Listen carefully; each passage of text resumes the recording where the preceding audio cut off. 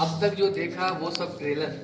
यहाँ से आपकी 5 मिनट की ये स्टोरी है और रियल स्टोरी है। 150 साल बाद ठाकुर जी यहाँ से ब्रिज वापस चले जाएंगे। आप अभी जहाँ पे खड़े हो, ये पहले सीहाड़ गांव था। नाथ द्वारा इनके आने से पड़ा। औरंगजेब का जब हमला हुआ, मथुरा वृंदावन गिरिराज जी वहां से ये पलायन करते करते इस गांव में आए। बीच में बहुत सारे गांव पड़े, किसी भी राजा ने इनको शरण नहीं दी क्योंकि सब औरंगजेब के अधीन हो गए थे। आपने बुक और पुस्तकों में पढ़ा है, मेवाड़ कभी किसी का गुलाम नहीं रहा है। यहाँ आते आते इस गांव में रथ का पहिया कीचड़ में फंस गया, ना तो आगे जाए ना पीछे जाए। ये है गंगाबाई जो श्री कृष्ण से रूबरू बात करती थी। पीछे हैं ब्रिजवासी, ये है पंडित दामोदर जी और ये मेवाड़ के राजा राज सिंह। यहाँ से 28 किलोमीटर दूर एकलिंग जी महादेव का मंदिर है। ये महादेव से डायरेक्ट बात करते थे, जैसे गंगाबाई श्री कृष्ण से बात करती थी वैसे ये महादेव से डायरेक्ट बात करते थे। जब इस गांव में रथ का पहिया कीचड़ में फंसा तो गंगाबाई ने श्री कृष्ण से पूछा, प्रभु क्या लीला है आपकी, ना तो रथ आगे जा रहा है ना पीछे जा रहा है। तो श्री कृष्ण जी ने पूछा, गंगाबाई ने पूछा श्री कृष्ण से, प्रभु क्या लीला है आपकी, ना तो रथ आगे जा रहा है ना पीछे जा रहा है। तो श्री कृष्ण जी ने जवाब दिया, मैं किसी के कारणवश यहाँ आया हूँ, यहाँ के राजा को बुलाया जाए और मेरे लिए मंदिर का निर्माण किया जाए। गंगाबाई ने ये बात पंडित दामोदर जी को बताई और पंडित दामोदर जी ने मेवाड़ के राजा राज सिंह को बुलाया और कहा कि हमारे प्रभु पधारे हैं, क्या इनको शरण मिल सकती है। तो राजा राज सिंह ने जवाब दिया, मैं मेरे गुरु आराध्य से पूछता हूँ, अगर वो इजाजत देंगे तो मैं मंदिर का निर्माण करवाऊंगा।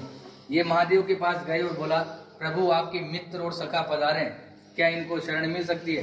तो भोलेनाथ ने एक सुंदर सा जवाब दिया, मेवाड़ की जनता अगर इसके नखरे उठा ले तो ही इसी को रोकना है, अन्यथा जाने देना है। क्योंकि ये अलग अलग श्रृंगार करता है, 8 समय की झांकियां लेता है और अलग अलग भोग लेता है। घूम फिर के ये बात गंगाबाई के पास आई और गंगाबाई ने श्री कृष्ण को बताया, प्रभु आपके लिए तो महादेव ऐसा ऐसा बोल रहे हैं। तो इन्होंने भी एक सुंदर सा जवाब दिया, वो है भोला, नाम से भी भोला है, काम से भी भोला है। उसको तो 2 रुपए की राख लगाकर बैठा दो तो बैठा रहेगा, मगर मेरे नखरे वो जानता है। मैं मेवाड़ की जनता को वचन देता हूँ, मैं यहाँ का जल भी ग्रहण नहीं करूंगा। आज भी जल यमुना नदी से आता है, गौशाला में रखाया जाता है। गौशाला से गागर भर के ग्वालपाल सुबह मंदिर में 4 बजे लेकर जाते हैं। यमुना जल का जो प्रसाद बनता है वही ठाकुर जी ग्रहण करते हैं। आप लोगों का जो प्रसाद होता है वो बाहर दिखाकर बाहर ही बांट दिया जाता है। कहते हैं किसी के कारणवश आए, मीराबाई की कजन सिस्टर अजब कंवर बाई साहब इनके साथ पासे खेलती थी। श्री कृष्ण को पता थी कि आज मेरे साथ ये पासे क्यों खेल रही है, मगर श्री कृष्ण जी जान चला के हारते गए और अजब कंवर बाई साहब को जिताया और बोला कि मांग तुझे क्या चाहिए। तो अजब कंवर बाई साहब ने कहा कि आप मेरे मेवाड़ में पधारिए। आज 350 साल हो गए ठाकुर जी को यहाँ विराजते हुए।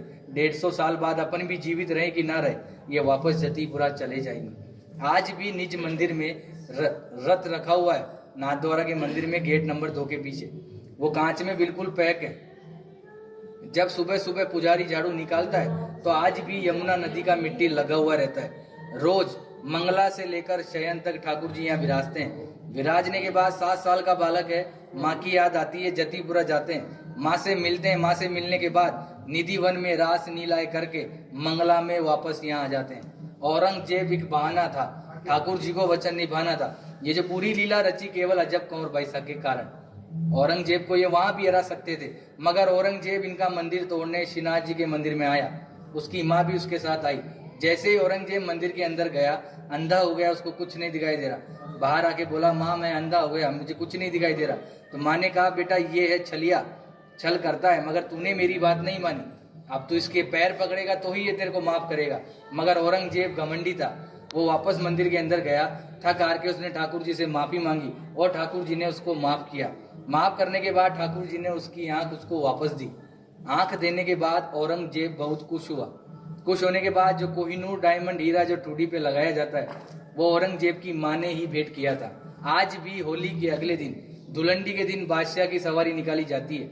उसमें औरंगजेब का पूरा बाकायदा आदमी बनाया जाता है। उसको पूरे नाथद्वारा में जुलूस द्वारा निकाला जाता है। निकालने के बाद उसको मंदिर में ले जाया जाता है और मंदिर में ले जाने के बाद पनिशमेंट की तौर पे पूरे मंदिर को दाढ़ी से झाड़ू साफ करता है। ये कहानी रियल है और 150 साल तक होती रहेगी। उसके बाद ठाकुर जी ब्रिज चले जाएंगे। आपने हमेशा श्रीनाथ जी के दर्शन धक्का मुक्की डल्ला खाकर किए, मैंने भी किए, आपने भी किए। मगर यहाँ मैं आपको 8 दर्शन कराऊंगा, मंगला से लेकर शयन तक। ठाकुर जी क्या खाते हैं, क्या पहनते हैं, वो सब बताया जाएगा। उससे पहले आपको इस कमरे में जाना है।